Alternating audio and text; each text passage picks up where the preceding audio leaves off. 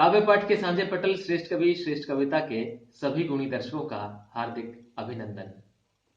आज हम आपके लिए लेकर आए हैं हिंदी साहित्य जगत में दद्दा कहे जाने वाले राष्ट्र कवि मैथिली शरण गुप्त की प्रसिद्ध रचना मां कहे एक कहानी। तो आइए काव्य पाठ के लिए हम स्वागत करते हैं भगत फूल सिंह महिला विश्वविद्यालय खानपुर सोनीपत में अंग्रेजी के associate professor doctor Ashok Verma का। श्रेष्ठ कवि श्रेष्ठ कविता के इस सांझे पटल से मैं अशोक वर्मा प्रसिद्ध कविता मां कहे एक कहानी का पाठ करने जा रहा हूं। कविता का प्रसंग कुछ इस प्रकार है। राजकुमार सिद्धार्थ, जो बाद में गौतम बुद्ध कहलाए, का पुत्र राहुल अपनी मां यशोधरा से एक कहानी कहने का आग्रह करता है। तो लीजिए न्याय की सच्ची परिकल्पना को उद्घाटित करती हुई यह रचना। मां कहे एक कहानी, बेटा समझ लिया क्या तूने मुझको अपनी नानी। कहती है मुझसे यह चेटी, तू मेरी नानी की बेटी। कह मां कह लेटी ही लेटी, राजा था या रानी। मां कह एक कहानी, तू है हठी मानधन मेरे, सुन उपवन में बड़े सवेरे। तात भ्रमण करते थे तेरे, जहां सुरभि मन मानी।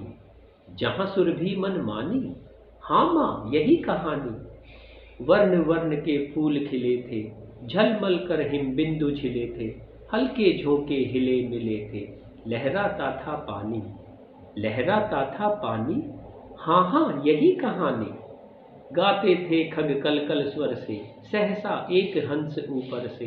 गिरा बिद्ध होकर खगशर से, हुई पक्ष की हानि। हुई पक्ष की हानि, करुणा भरी कहानी। चौंक उन्होंने उसे उठाया, नया जन्म सा उसने पाया। इतने में आखेटक आया, लक्ष्य सिद्धि का मानी। लक्ष्य सिद्धि का मानी, कोमल कठिन कहानी। मांगा उसने आहत पक्षी, तेरे तात किंतु थे रक्षी।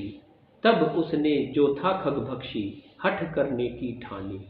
हठ करने की ठानी, अब बढ़ चली कहानी। हुआ विवाद सदय निर्दय में, उभय आग्रही थे स्व विषय में। गई बात तब न्यायालय में, सुनी सभी ने जानी। सुनी सभी ने जानी, व्यापक हुई कहानी। राहुल तू निर्णय कर इसका, न्याय पक्ष लेता है किसका। कह दे निर्भय जय हो जिसका, सुन लूं तेरी बानी। मां मेरी क्या बानी, मैं सुन रहा कहानी। कोई निरपराध को मारे, तो क्यों अन्न न उसे उबारे। रक्षक पर भक्षक को वारे, न्याय दया का दानी। न्याय दया का दानी, तूने गुनी कहानी। तो अभी आप सुन रहे थे मैथिली शरण गुप्त जी की प्रसिद्ध रचना मां कहे एक कहानी। नैतिकता और परंपरागत मानवीय संबंधों की रक्षा गुप्त जी के काव्य के प्रथम गुण हैं।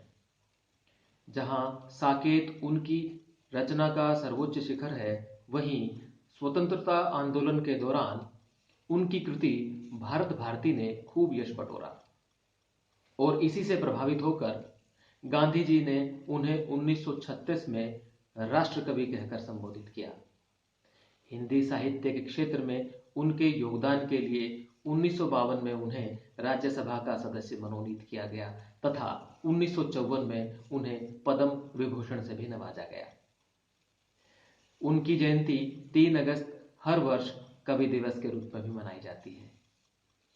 खड़ी बोली के प्रणेता इस महान राष्ट्र कवि मैथिली शरण गुप्त को हमारा शत शत प्रणाम।